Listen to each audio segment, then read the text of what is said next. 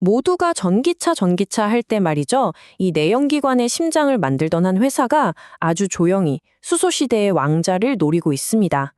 시장은 아직 잘 모르는 것 같아요. 바로 모토닉이라는 회사인데요. 이게 단순한 옛날 부품 회사가 아니라 어쩌면 미래를 주도할 숨겨진 보석일지도 모릅니다. 정말 그럴 가치가 있는 회사인지 지금부터 한번 제대로 파헤쳐 보겠습니다. 자, 먼저 이 질문부터 한번 던져보죠. 요즘 다들 전기차 얘기만 하잖아요. 그러다 보니까 자연스럽게 이제 엔진 부품 만들던 회사들은 끝났구나 이렇게 생각하기 쉽거든요. 과연 그럴까요? 모토닉은 바로 이 편견에 대해서 아주 흥미로운 대답을 우리에게 보여주고 있습니다. 그래서 오늘 저희가 살펴볼 순서는요. 먼저 모토닉이 대체 어떤 회사인지 알아보고 또 말로만 하는 게 아니라 숫자로 증명된 실력 그리고 미래 성장 동력인 수소 사업을 깊게 들여다볼 겁니다. 물론 투자 리스크도 짚어봐야 됐죠. 그리고 차트를 보면서 매매 타이밍까지 분석한 다음에 최종 결론을 내려보겠습니다. 자, 그럼 첫 번째로 모토닉의 변신 스토리부터 한번 따라가 보겠습니다. 어떻게 보면 이제는 구시대의 유물 취급을 받는 엔진 부품 회사가 어떻게 미래차의 핵심 기업으로 다시 태어날 수 있었을까요? 여기 타임라인을 한번 보세요. 이게 그냥 회사의 연역이 아니고요. 시대의 흐름을 어떻게 완벽하게 타면서 생존하고 또 진화했는지를 보여주는 기록입니다. 70년대 단순 부품으로 시작해서 2000년대에는 LPI나 GDI 같은 핵심 기술을 국산화하면서 기술력을 보여줬고요. 그리고 하이브리드를 거쳐서 마침내 수소차의 심장부를 만드는 핵심 공급사로 완전히 탈바꿈했습니다. 과거에 머무르지 않고 미래를 선택한 거죠. 아주 똑똑한 변신입니다. 현재 매출 구조를 보면 그 변화가 숫자로 딱 보입니다. 이 차트를 보시면 수소차 부품이 포함된 이 연료 시스템이 벌써 52.45%, 그리고 하이브리드용 전장 부품이 28.48%예요. 이 둘만 합쳐도 벌써 매출의 80%가 넘습니다. 예전에 주력이었던 파워트레인 부품은 이제 18.67%밖에 안 돼요. 이건 그냥 사업 분야가 좀 바뀐 게 아니고요. 이 회사의 DNA 자체가 미래를 향해서 완전히 재편됐다는 하나의 선언 같은 겁니다. 좋습니다. 사업 구조가 미래지향적으로 바뀌었다는 건 알겠어요. 근데 더 중요한 건 이거죠. 그래서 돈은 잘 벌고 있냐? 이제부터는 가장 중요한 숫자로 이 회사의 펀더멘털이 얼마나 탄탄한지 증명해 보이겠습니다. 먼저 매출입니다.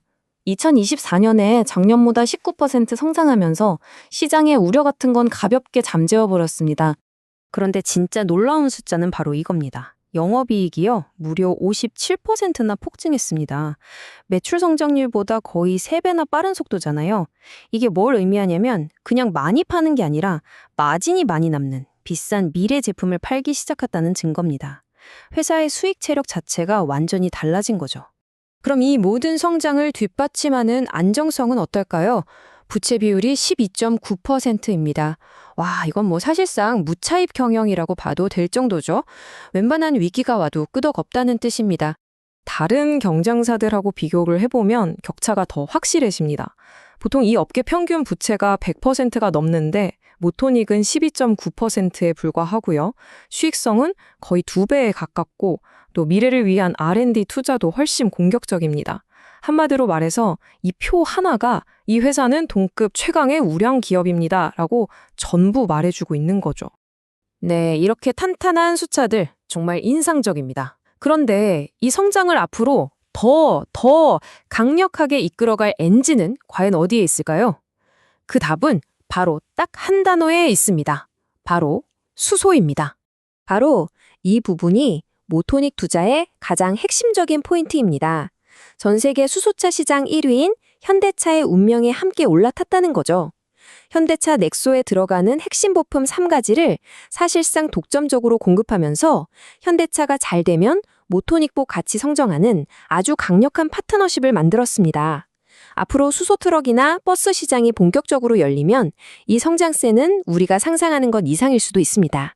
물론 투자의 세계에 이렇게 장밋빛 전망만 있는 건 아니죠. 보다 균형 잡힌 판단을 위해서 모토닉이 가지고 있는 잠재적인 리스크들도 한번 솔직하게 짚어보겠습니다.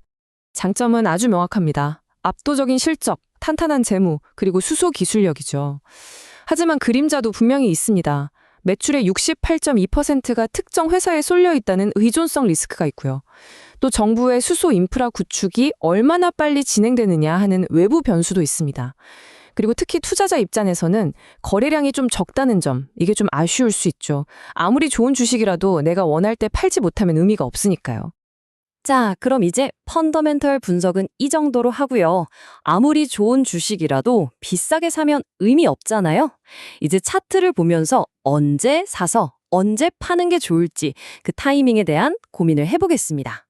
차트도 지금 꽤 긍정적인 신호를 보내고 있습니다. 단기 추세선이 장기 추세선을 뚫고 올라가는 우리가 흔히 골든 크로스라고 부르는 대표적인 상승 신호가 나타났습니다. 거래량도 꾸준히 늘고 있고요. 특히 주가가 너무 과열된 건 아닌지 보여주는 RSI 지표가 아직 55, 그러니까 딱 중간에 머물러 있어서 추가적으로 상승할 여력이 충분하다, 이렇게 해석해 볼 수 있습니다. 바닥을 다지고 이제 막 상승을 시작하는 초기 단계로 볼 수 있겠네요. 만약에 전략적으로 진입 구간을 찾는다면 저는 1만 원에서 1만 200원 사이가 굉장히 중요한 지지선 역할을 할 거라고 봅니다. 이 가격대는 과거에도 주가가 하락을 멈추고 다시 반등했던 구간이거든요.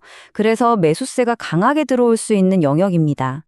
반대로 주가가 올라갈 때 처음으로 부딪힐 수 있는 저항 구간, 그러니까 첫 번째 고비는 1만 1,500원에서 1만 1,800원 사이가 될 겁니다. 이 가격대를 힘있게 뚫어준다면 그 다음 상승 탄력을 기대해 볼 수 있겠죠.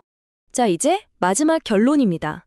이 모든 분석을 종합했을 때 우리는 과연 모토닉을 사야 할까요?